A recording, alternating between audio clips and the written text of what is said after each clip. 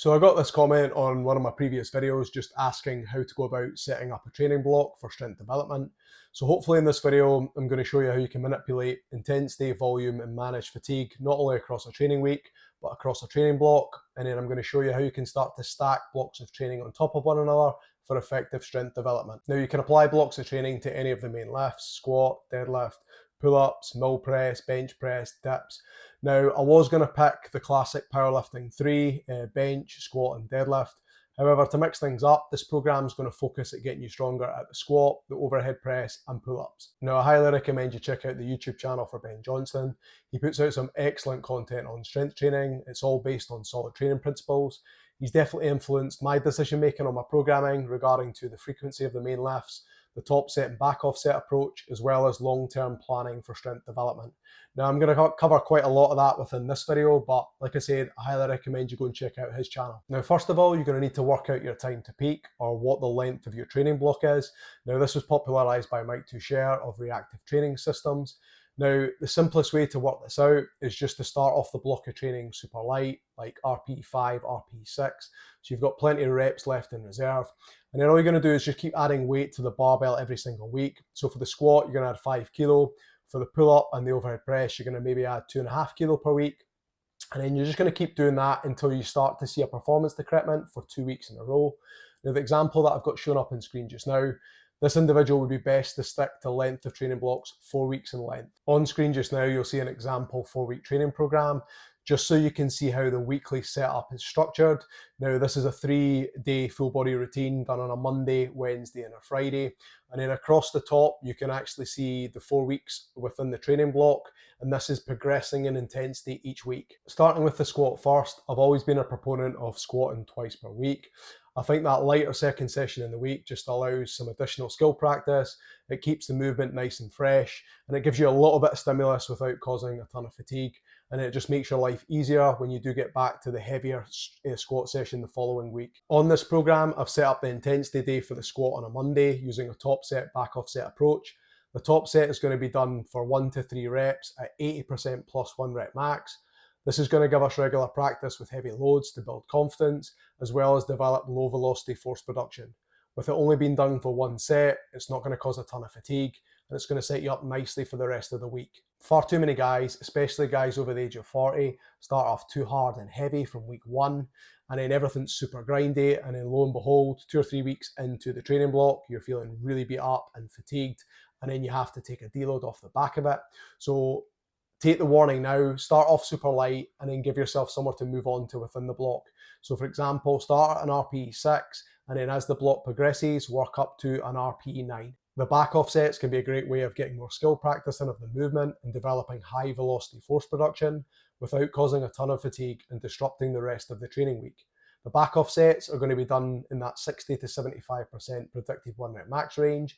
For upper body lifts, this can probably be on the higher end, as they generally tend to cope better with higher intensities and frequencies compared to the lower body. For the secondary squat day, you're going to do something such as a pin squat or a pause squat, or even just a lighter squat on this day. This, along with the lower RPEs on the day, will make sure that this stays a lighter session. This will still obtain some good skill practice of the lift, and these are also excellent ways to work on the bottom position of the lift and strengthen any weak areas. For the overhead press, you're going to do this 3 times per week. Monday is going to be your intensity day, and you're going to follow the same suit as outlined in the squat. A top set of 1 to 3 reps at 80% 1 rep max, followed by some back off work in that 60 to 75% range, maybe closer to the 70% for the overhead press. Wednesday will be your light day, and this is going to involve either a 2-second pause or a pin press. The pause, along with lower RPEs, will ensure this stays a lighter session in the week. It'll help to manage fatigue while still getting some vital skill practice in. Friday will be done as a volume day to drive muscle growth to support the strength work, and this will set you up well for the Monday's heavy day after a weekend off. The pull-up will be very similar to the overhead press, and you're going to do this 3 times per week. However, Monday will be your lighter day due to the squat and overhead press being heavier here. You'll do a 2-second pause pull-up, and you'll have a lower RPE on the day.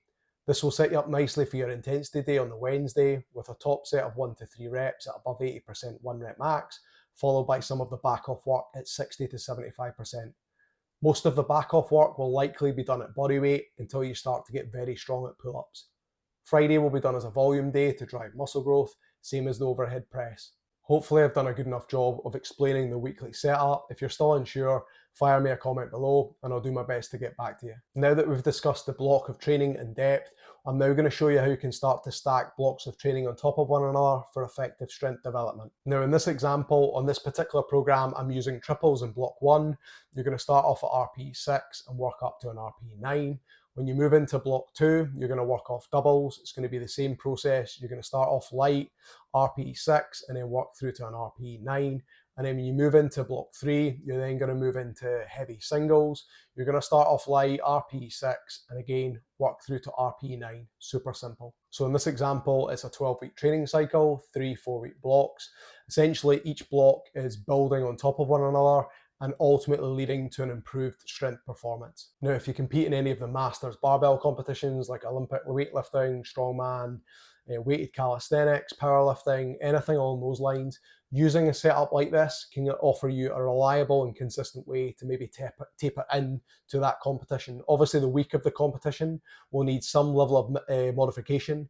However, a setup like this just gives you a reliable and consistent way to know that you're going to peak. Even if you're not competing, you could go for a new PR and then start back at triples again and start the whole process all over again. Now you'll notice the start of each training block kind of acts like a deload without actually deloading. Now I've talked about this in other videos. Taking regular deloads, especially full weeks, can be counterproductive. So setting up your training like this can be a nice solution to avoid taking like unnecessary regular deloads. Now it's worth to note at this stage, there is absolutely no need to take the main lifts to failure.